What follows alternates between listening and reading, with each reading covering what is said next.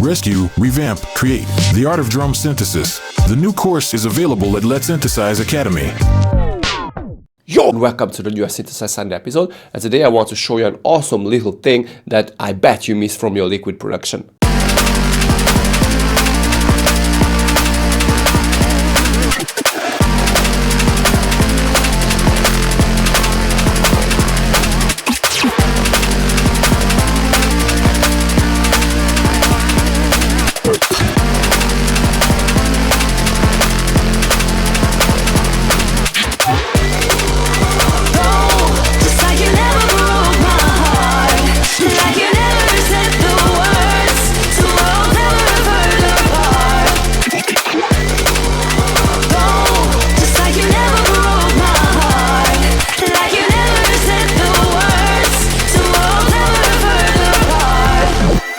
So I collected 77 little glitches that you can download with this project from my Patreon below, with millions of other stuff, and click here if you want to learn more about music production. I have an awesome academy, but right now let's jump into it. Right, so here is this little beat once again.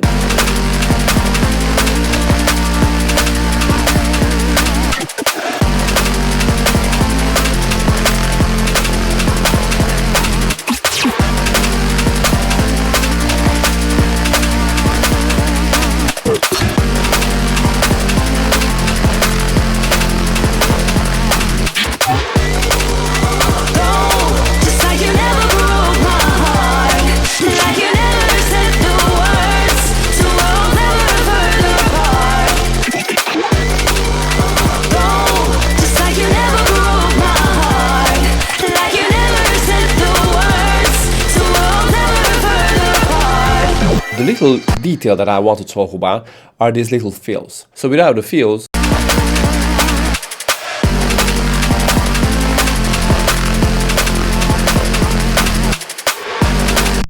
it's pretty empty. And you may say, okay, this is because you left the place for them in with the basses. Yeah, that's true, but you can use them in very different ways. So these are the little fills that I'm talking about.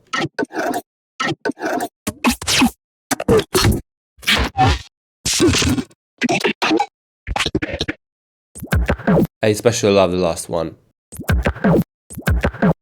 So I made a little pack with 77 different pieces of these little fills. You can grab these from my Patreon below along with this full project. Let me audition them for you.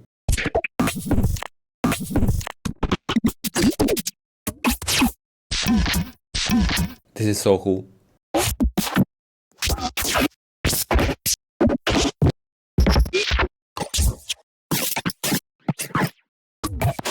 So the cool thing in this is that this contains plenty of low end and mid range and also high end. So if you filter them with the low pass filter, with a high pass filter, you can use them as an instrument like a snare, white noise or whatever. Yeah, so let me jump into it, how I made it. It's pretty simple honestly, because what I did is I took like a random percussion loop. I have this pack that I made for Loop Masters a million years ago. Regular house percussion. Yeah, and I set the tempo to drum and bass tempo 172, and I took one short piece of that and just dragged it into this audio track where I used this rack to transform the sound from this to this. It's not the best here, but the cool part is that you can always randomize this rack. Happy accident. And also you can always transform the loop.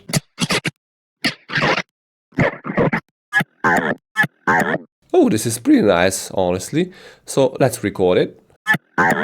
We can still transform it again, up and down. So if you want, you can use this as a growth source or whatever. Really interesting sound, to me at least, honestly. So what's in the rack? The main part is a shifter.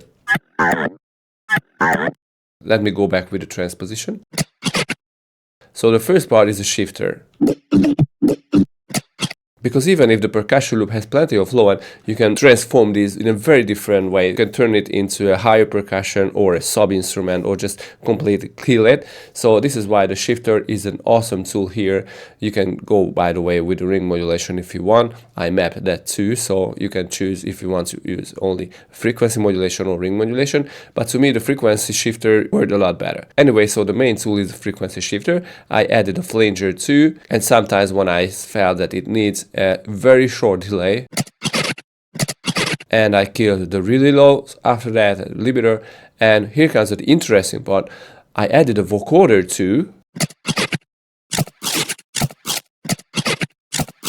It somehow the filters make the sound, the percussion loop more like percussion and less noisy and less random. So this is why the vocoder in the modulator mode is here. Now the other settings are not that important.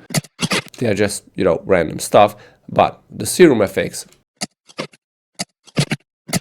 contains an awesome filtered side that unfortunately Ableton does not have, and that is the band reject filter.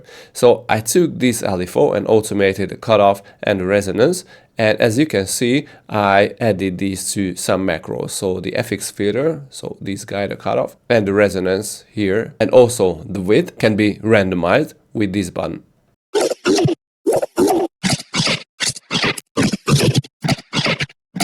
Of course, along with the frequency shifter course. So the band reject filter along with the frequency shifter brings out those really interesting stuff, you know, those mid frequencies, low frequencies that can be really interesting and random and glitchy.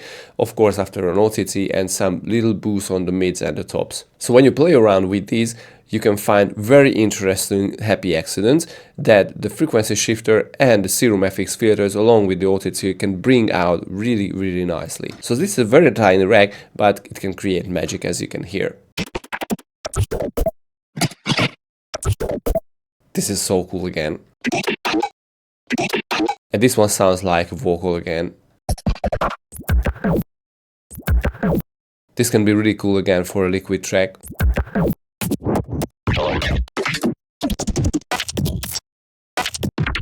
And once again, the cool part here is you can always transform these little glitches. So for example, let's add warping mode, stretch it like really crazy, consolidate. You can distort them, filter them. But I love this, for example.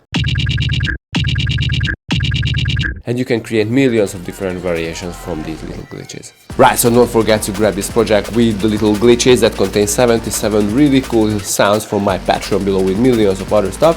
And check my academy if you want to learn more about music production. See you guys next time. Peace!